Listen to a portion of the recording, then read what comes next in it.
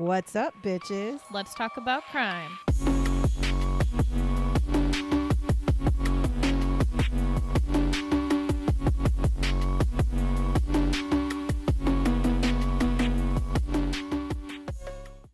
What's up, bitches? Color. Welcome to our 52nd episode, which means we've been doing this for about a year. It's not exactly a year, obviously, because we don't fall on the same dates, but 52 episodes, 52 weeks of talking about true crime. That's a lot. And there is so much more we can talk about. It's crazy. It's kind of disgusting, actually. So this week's episode, we're going to do things very different because it's an anniversary episode. We are not going to talk about a specific case. We are not going to talk about a specific true crime event. What we are going to do is we are going to kind of sort of reminisce on the past year. So what we're going to do is I've asked Sierra to pick her most favorite episode that we've done in the last year and her least favorite episode. And I myself have picked my most favorite and my least favorite.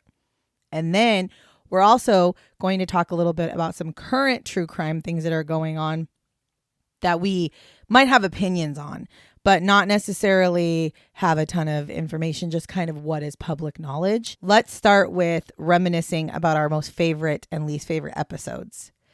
So I'm going to let Sierra go first. So why don't you tell me what your least favorite episode has been over the last year of episodes? So my least favorite is Vera Jo. Mainly. Well, hold on. So let's do a quick refresh of what that is. So Vera Jo, she is the one. So if you're a longtime listener, she actually was episode 33. She was the one that she was slightly mentally disabled. She had a boyfriend who was much younger than she was. She ended up getting beaten basically to death by a family. And then the family, like none of them really got held accountable. They basically all got out of jail. So that if you remember that episode, that's who we're talking about. If you don't, I encourage you to go listen to episode 33, which is what happened to Vera Jo Regal. The reason why that one was my least favorite mainly was because of the outcome. Yeah. And she was a mentally disabled girl. So like that to me also kind of has like an extra fuck you. Yeah.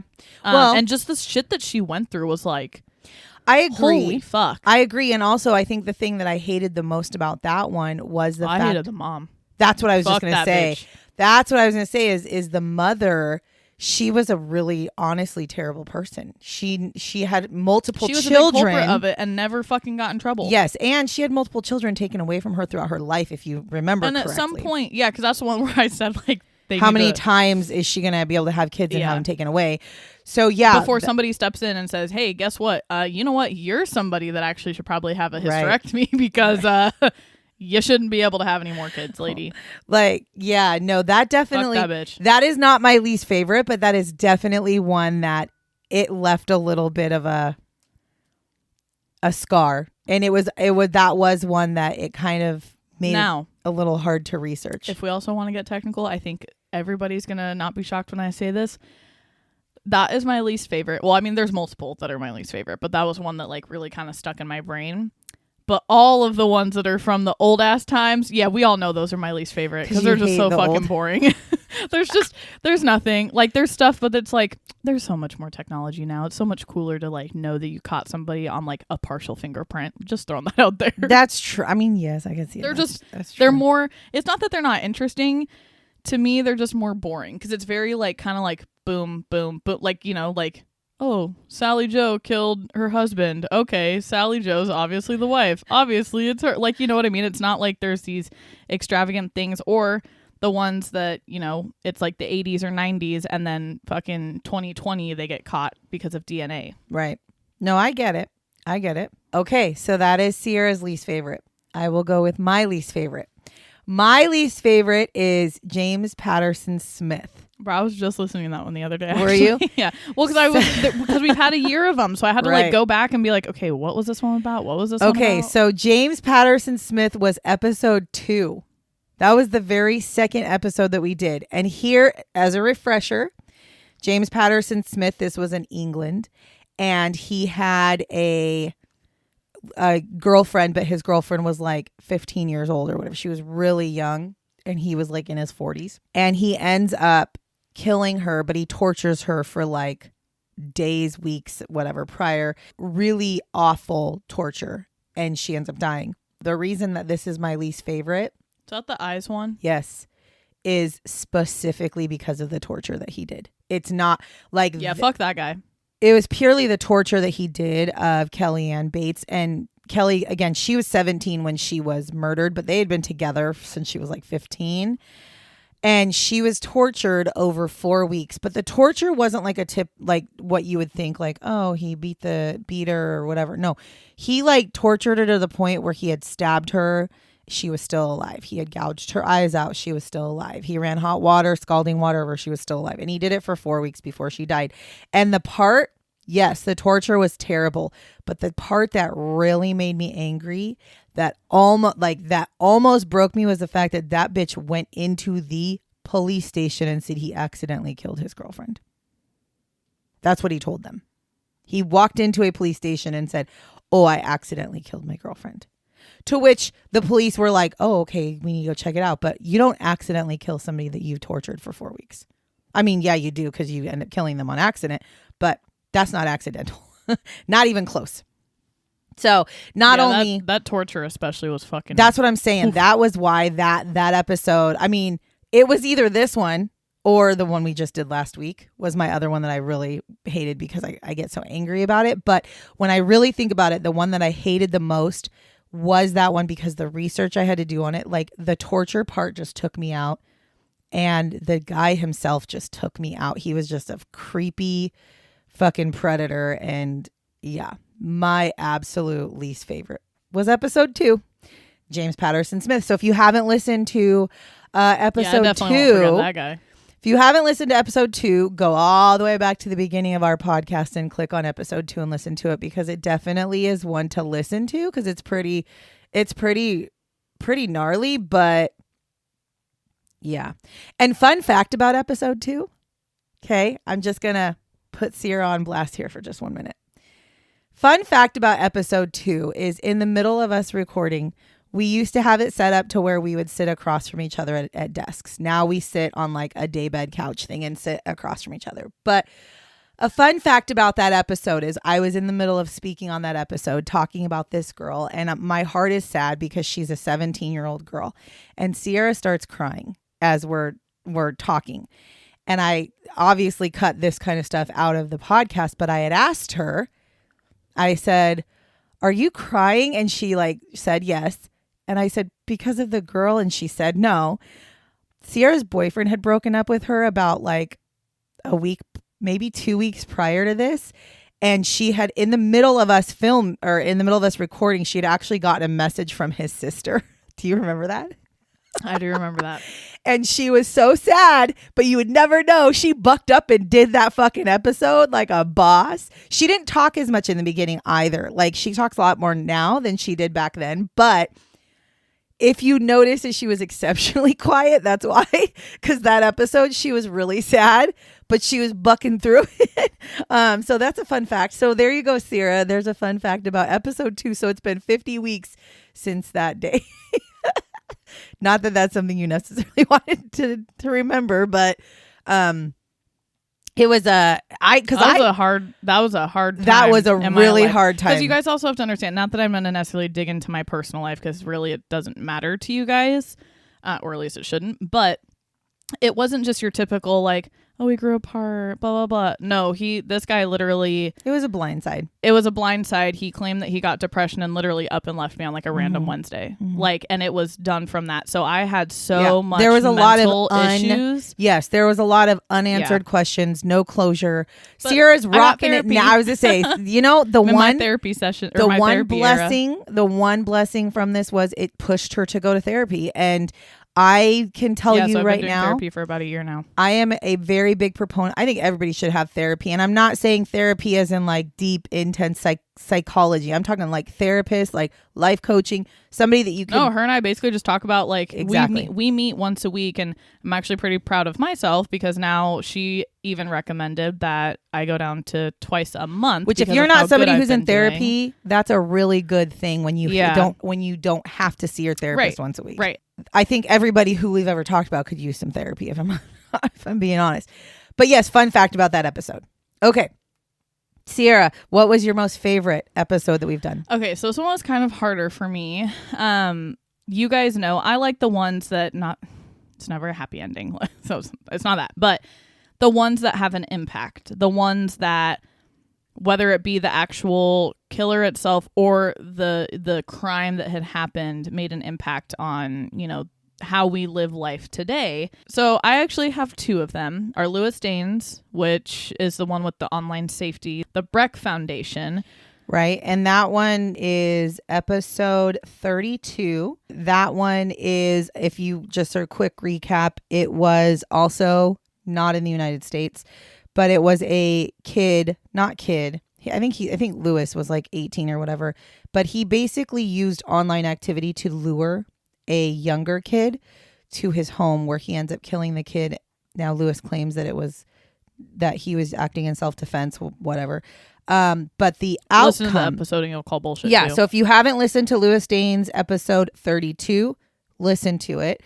And it does, like she said, it does have a very good message. And at the end of that one in the show notes, there is a link because Lewis's mother helped create a foundation that basically helps families, schools. Well, they do like youth groups. Functions. They will go and they organizations. Organizations, and they teach them about online safety and child, like what you should be looking for both children and parents. And she created a really good thing because she doesn't want what happened to her son to happen to anybody else. And I think it's like what you said, it's when something good comes out of the tragedy. It's a tragic scenario, but she didn't just lay down and go, okay, well, my son's gone. Blah.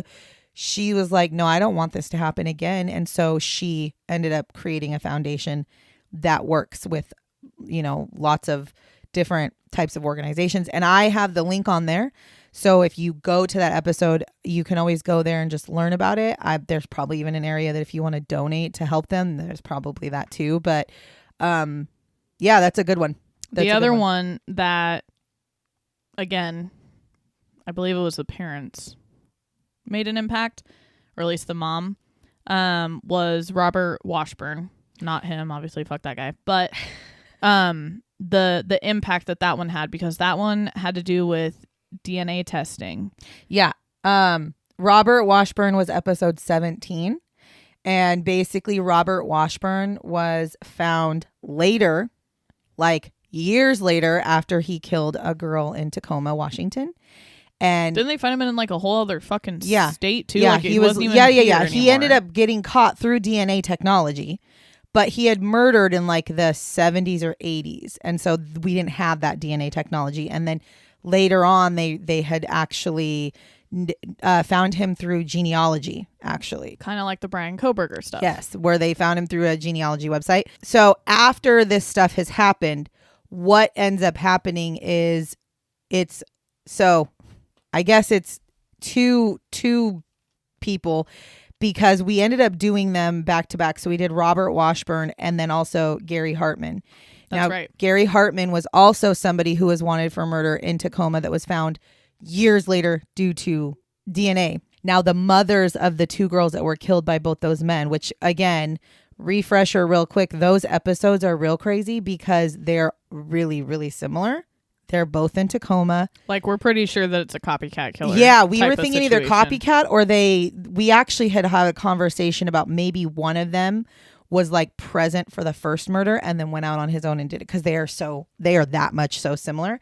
But the two mothers from that actually fought and went to Washington State and they basically made it to where you speed up DNA collection and to speed up how quickly DNA results come out.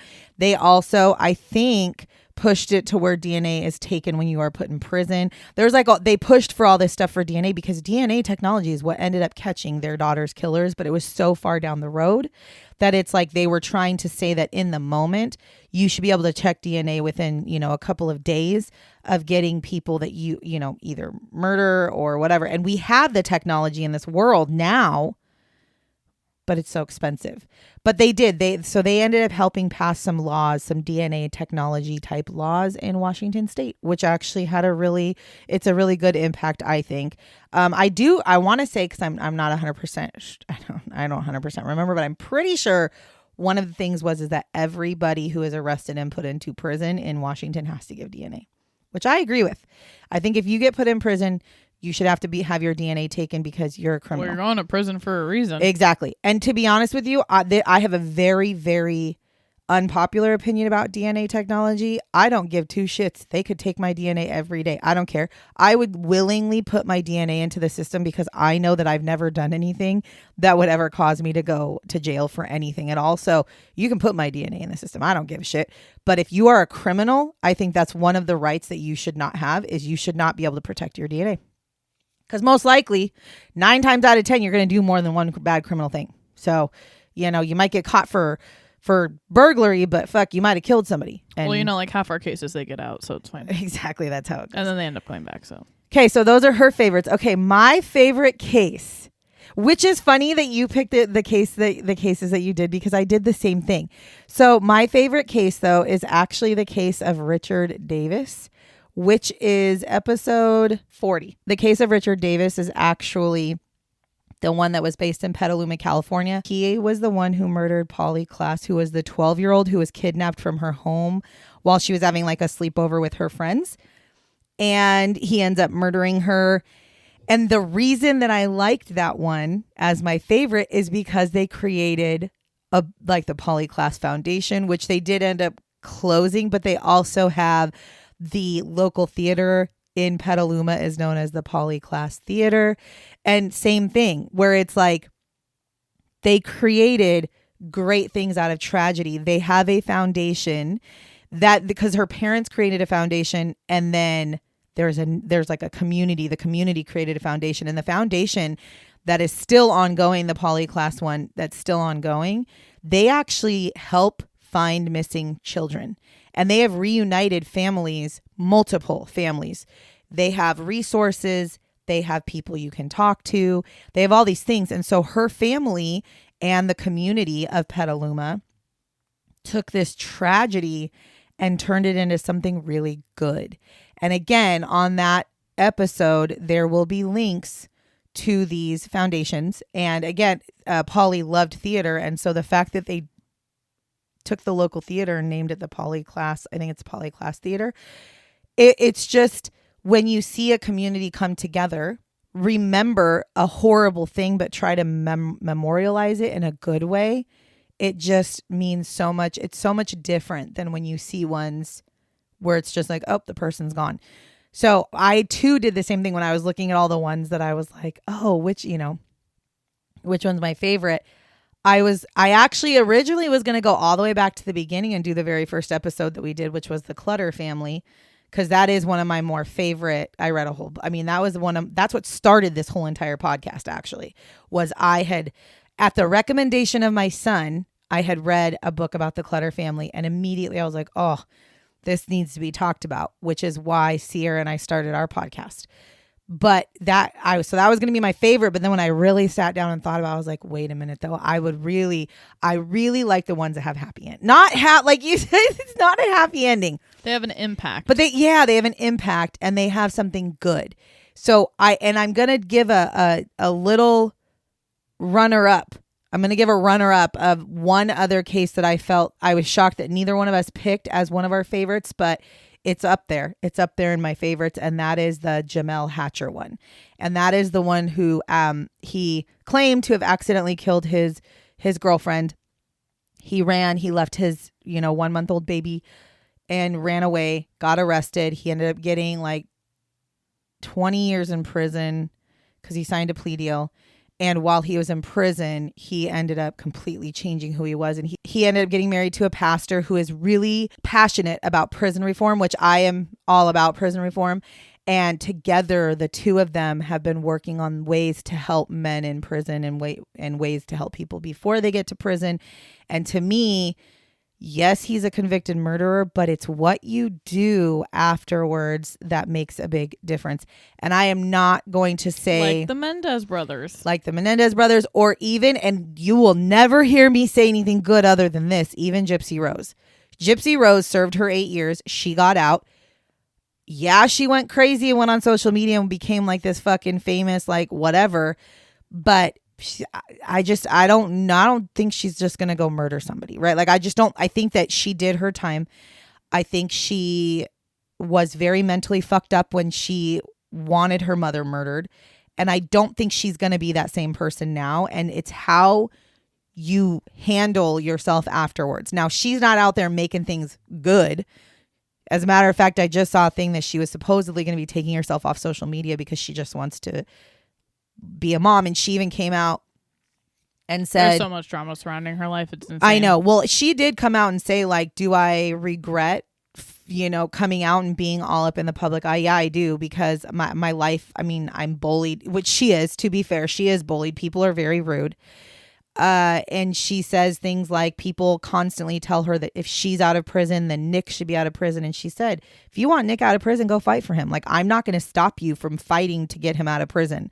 Just leave me alone. Leave me and my daughter and my husband. Let's just leave us alone. And well, then everybody makes the comments about her being a mom, which I think is wrong.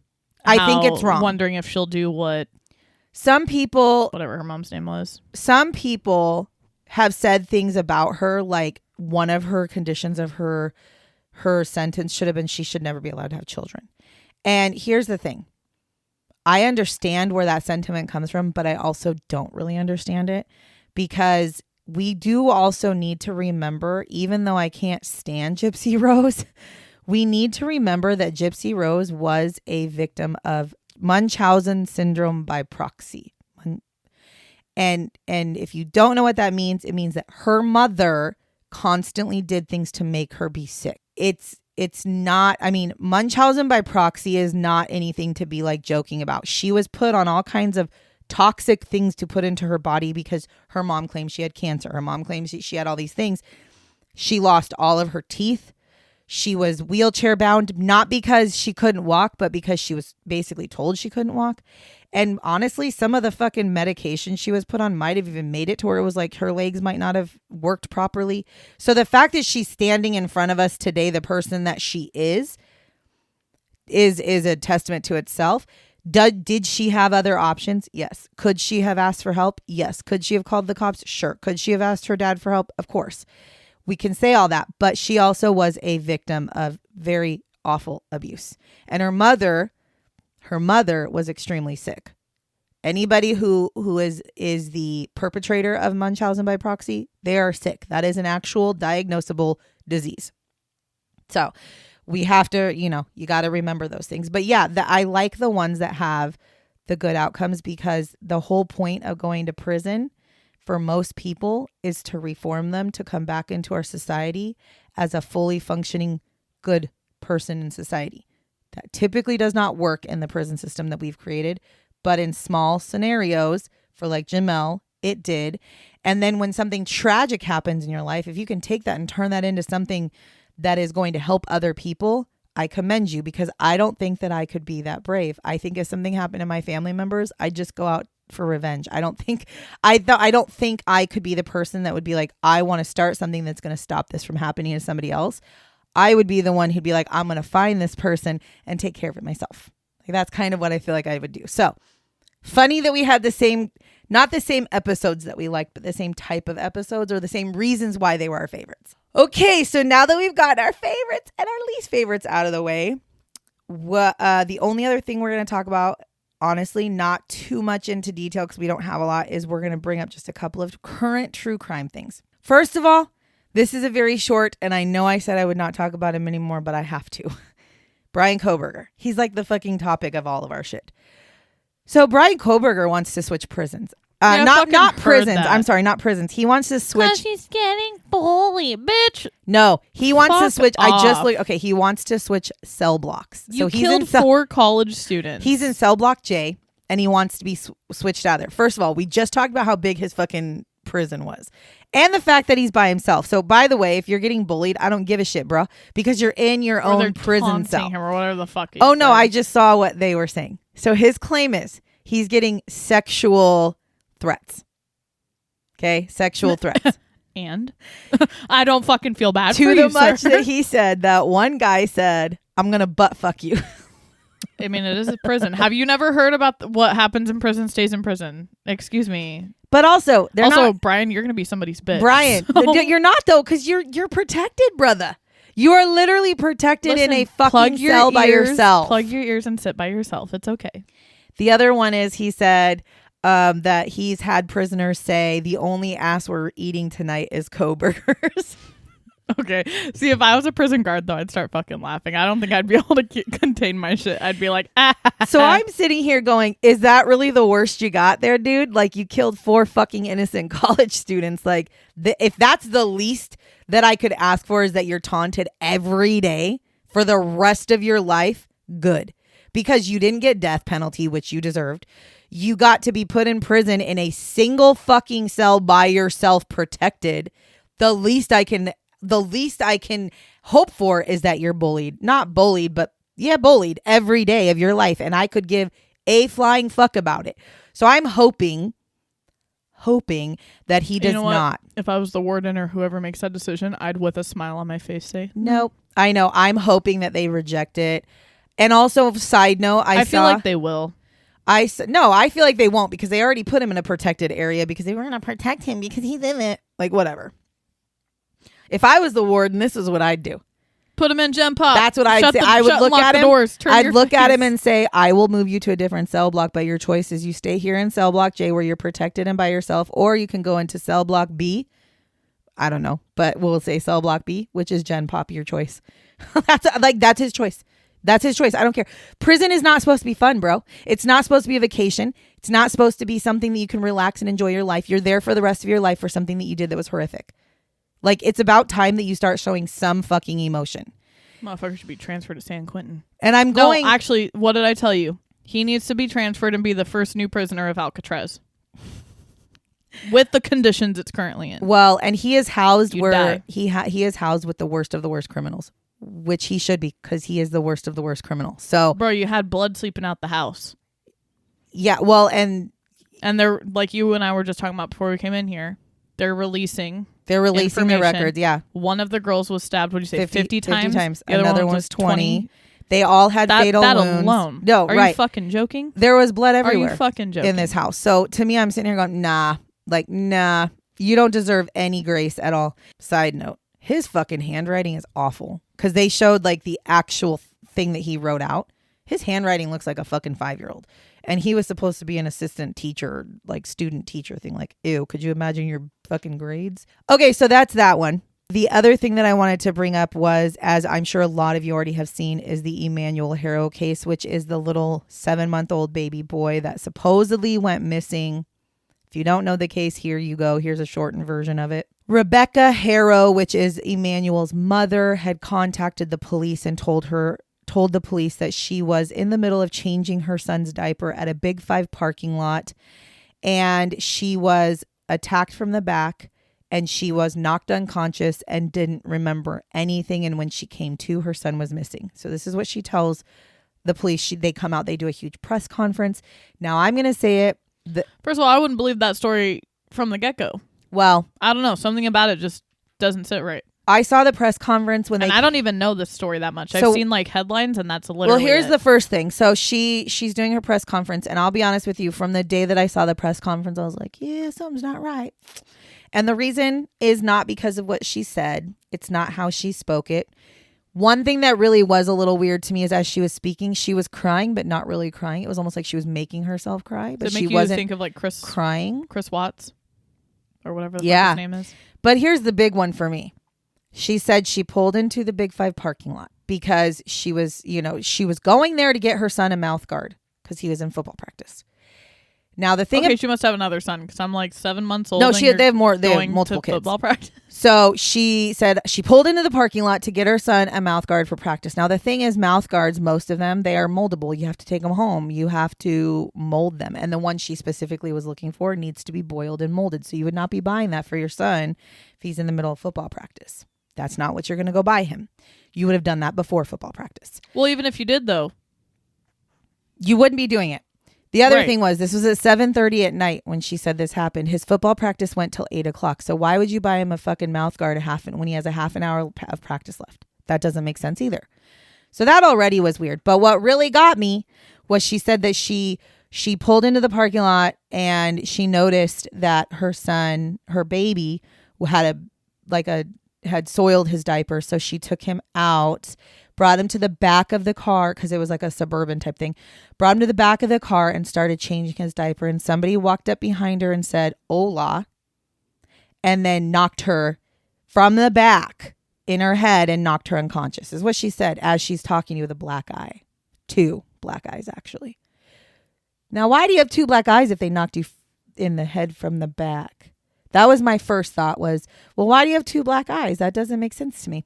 So that was already weird. Then they're talking to the dad and he's like making eye contact, but kind of not. He's kind of looking at the ground when he's begging for his son to come home. And then he says something to me that I was like, see, no. He says, "Please just bring my son back. We won't press charges. We won't be mad. We won't be upset with you." No. See that? You got me. Something's not right? So this is where it was. Then things start coming out, like the fact that they started to question her. And within 24 hours, she decided to stop cooperating with the police. And her story was not sticking the way that it was. Her story was changing. They talked to people at the football practice, and said, yeah, they were there, but I didn't see a baby. They talked to neighbors who said, we haven't seen the baby in like a month. They talked to family members who said they've never even met the baby. Okay. So these are all things that they're like, So they arrested them. So both of them are charged with murder. And right now, as it sits, they have no body, but they are 100% certain. Not 100%, 99.9% certain that Emmanuel is dead. No. I thought I just saw that the dad was walking around. He was walking around but never produced a body. They brought him to the Moreno Valley area and they've been searching their home. They've been digging up their home. And so far, they have not found a body. There was rumors that he had confessed, but that is not true. The lead detective came out and said that never happened. That's just something that somebody made up. So no, nobody's confessed. They are both waiting for trial or whatever. But to be honest with you, it's their facial expressions now. They were showing Rebecca sitting because they were sitting. They were both sitting. I don't know why they were both there. I think they were waiting for like bail hearings. And she just is complacent. She's not sad. She's not crying. She's not hysterical, which if it was me and my son and I didn't kill my son, I'd be hysterical as fuck that you think I killed my child when you should be looking for him. That's not her. That's not what she's doing. She's just sitting there like, okay. So that's that. And then now Jake Harrow, which is the father, here's where it gets real fucking, A lot of people are assuming that Jake killed the baby, and here's why. They're assuming that Jake killed the baby because Jake actually has a history of child abuse. He was convicted in 2023 of child abuse because he beat or did something to his infant in 2018. He was with a different woman. They had a baby. His infant baby.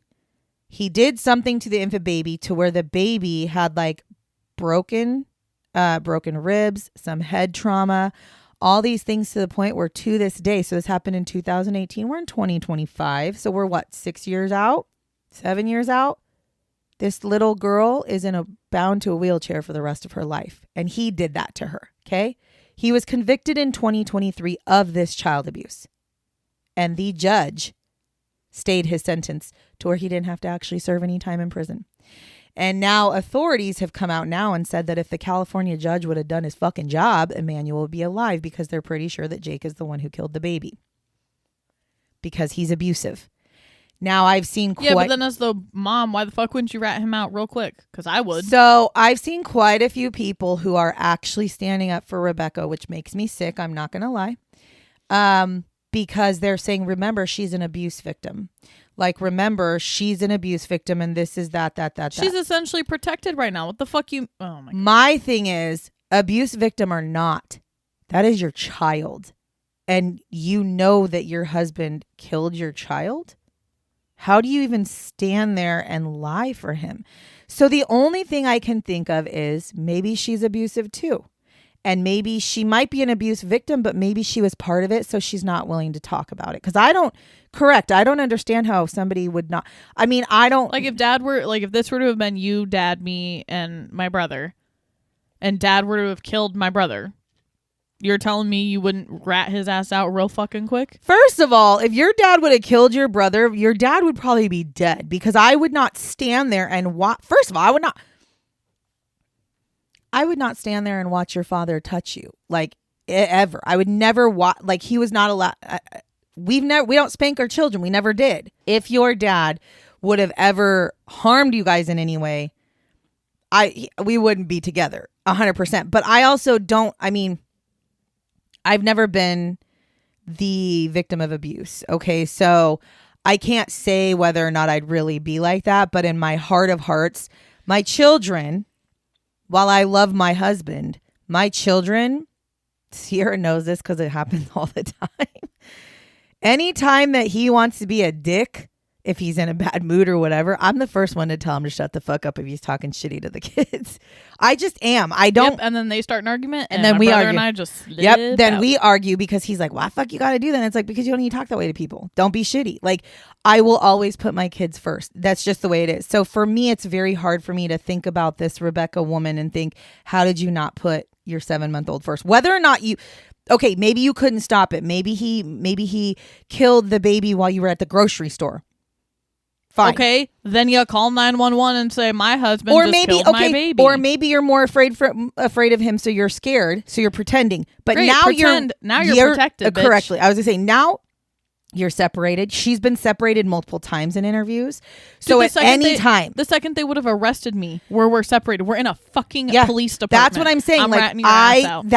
That's the part that I can't get past. And a lot of people are protecting her, saying, "Well, she's a victim of abuse." Blah blah blah. Yes, she might be a victim of abuse. First of all, you don't know that, so I don't know why we just assume she is. But sure, she could be a victim of abuse. But to be honest with you, that's her child.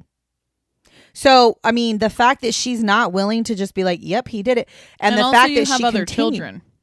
Right? So, you keeping your fucking mouth shut, if you really didn't do anything, you're literally going to make those kids potentially go into like the foster fucking system instead of getting out and being a fucking mom for them. Well, and what's real crazy is she was overheard after she got arrested and brought in.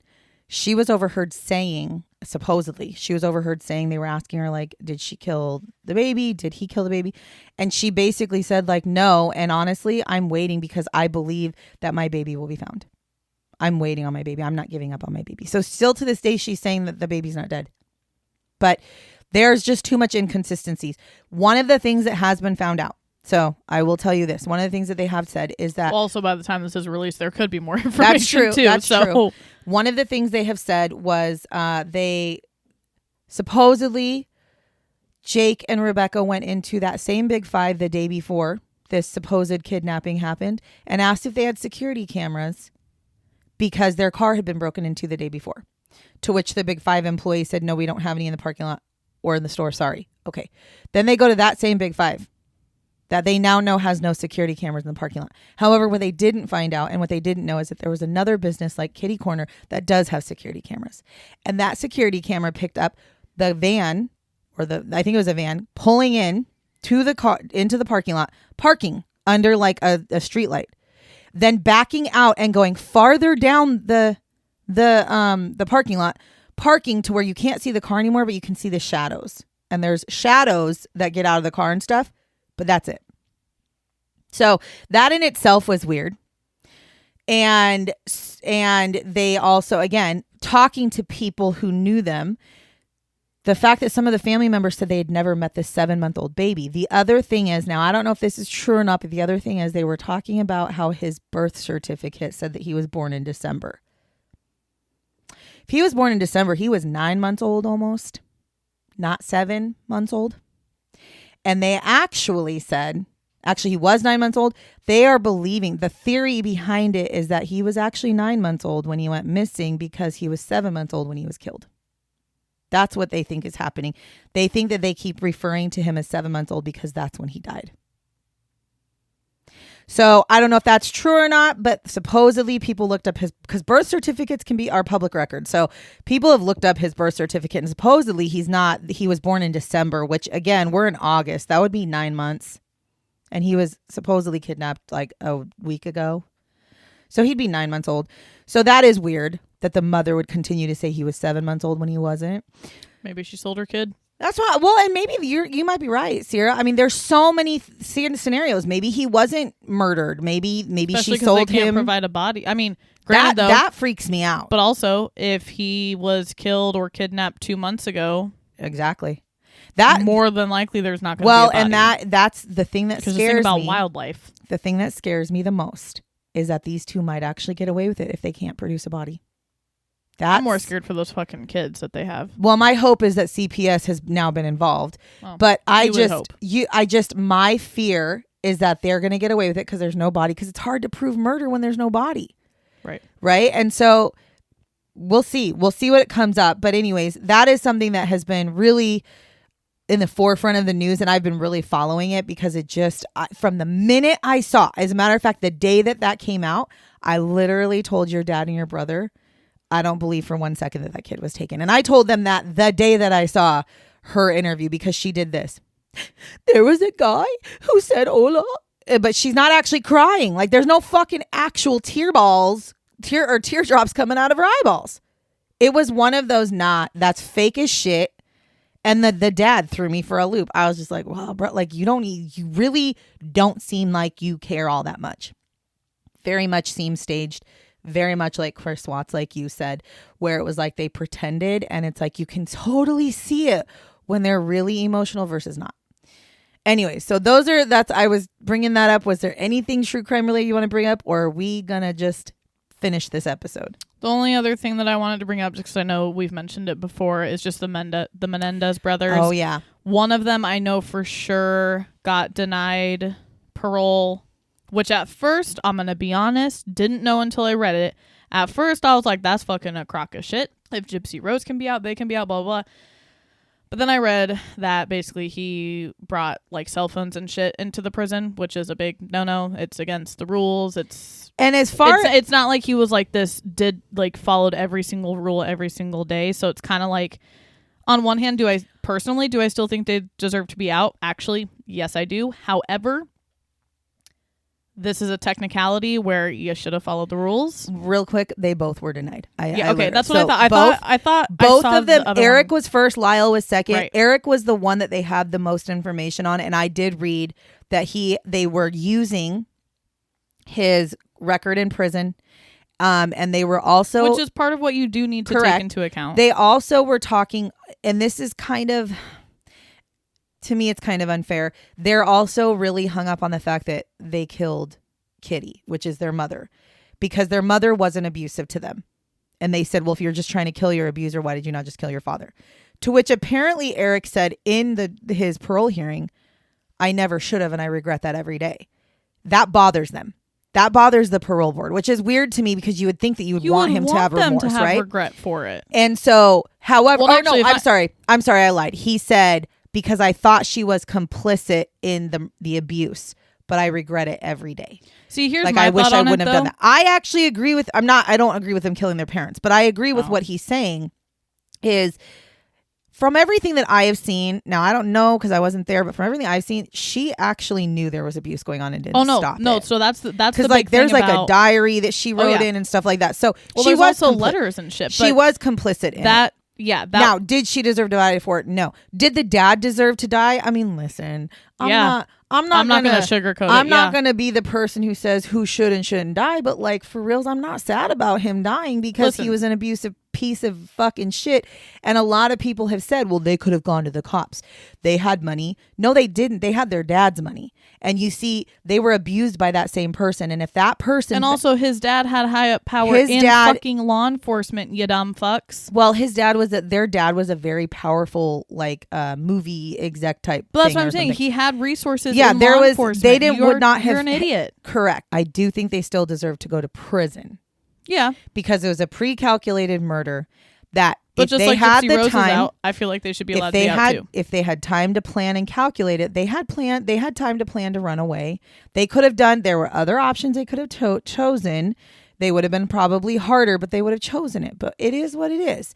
I don't think they deserved life in prison without ever getting out, though. I think that is really excessive. I think that's a little now much. Now they are no longer like that. Now they can apply for parole. But as far as Eric goes, I haven't seen why, any main reasons why they denied Lyle. But what I do know about Eric is that they had used that and they used his prison record. Now, in the beginning, when he first went to prison, they're using that against him too. He was involved in drugs and gangs and stuff. But I'm not going to lie. He was like 21 or 22 years old. That's what you do. Okay, not only that. He was in jail for the rest of his life without parole. Like, he needed to find a way to make himself safe. Exactly. At the time, I'm not possibility of parole for you guys at the time. Literally up until like a few months ago, was always you're never getting out. So you got to make a home. If it was me, and you're I'd young. go in there and I'd be like, all right, who runs this bitch? I'm gonna run with your crew and I'm gonna do what you ask. So me that's to do. that's the way to survive. It's not like that now, and so they're holding that against him. But the big thing for them was the cell phone thing, because it wasn't one time. He didn't get caught with a cell phone in his cell one time. It was multiple times that he had snuck them in. And what they said, and I agree with it, is they said it's like he feels as if the rules don't apply to him. Correct. That's what that shows me too. And the thing is, when you're trying to get out on parole, you need to basically play it straight and narrow. So he can reapply, I think, for parole in 2 or 3 years. So for the next 2 or 3 years, keep your fucking nose out of everything.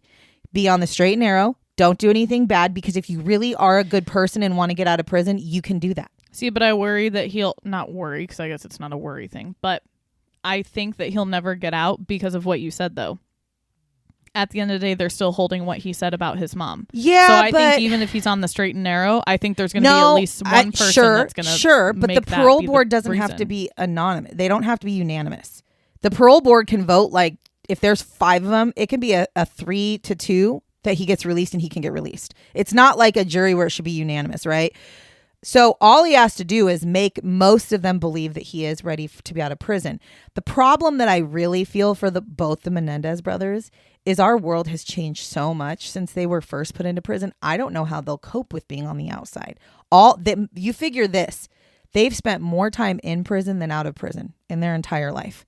So I don't know. A lot of the times people who live like that, when they get out of prison, they can't handle life outside of prison. Now, it sounds like they have a really supportive family. It sounds like there's a lot of family members of theirs that they continually visit with, and that they are in constant Their family members were at their parole. Yes, and they want them out. To be fair, the family members are absolutely ready for them to come home. They'd probably house them and integrate them back into real life. In my honest opinion, that's where you really need to look at, is if their family is willing to forgive them for murdering the parents. I think society can too, right? Society has. When the whole, not everybody, but most people. But what I'm saying is, I feel like that should be taken into account when it comes to their probation or their parole, is the fact that their family members are continually fighting for them to get out of prison, because they feel like they deserve to be out. They have served a very long time. I think they have served more time in prison than most people who go to prison for murder, actually. We've seen many people who go to jail for 10 years for murder. Like, I don't understand what I understand what they did was awful, but don't even get fucking convicted for murder. Why is it that their crime of killing their parents is so much worse than somebody else who killed a stranger or a serial killer? Or why are there, especially I don't because understand. of the documented shit between all of the stuff that they have about what happened to those kids? That's because when they were on trial, there was not rules or laws that protected abuse victims from murder charges. Anyways, yeah, so we'll have to wait and see what happens with the Menendez brothers, because I was pretty certain they weren't going to get out on this first round of parole. this is the first time they've ever gone before a parole. And I just had this feeling it's so controversial. I didn't think they'd get out. However, I don't think that they'll never get out. I just think they're going to have to work really hard to be able to get out. So we'll keep you updated. And honestly, if you feel a certain way about any of these topics that we talked about today, feel free to message us or DM us or share it on our social media. I promise you, we won't be mad if you have a difference of opinion, because to be honest with you, I think everybody has a right to think what they want to think about things like true crime. Other than that, thank you so much for joining us for our 1-year episode and reminiscing and talking about just junk, because that's what Sierra and I can do. Follow us, share us, continue to listen to us. We thank you so much for all the support, and we appreciate every single one of you, because this last year of podcasts, I've seen a drastic increase in downloads, and I love it. And other than that, until next week, catch you on the flip side, bitches. Bye, bitches.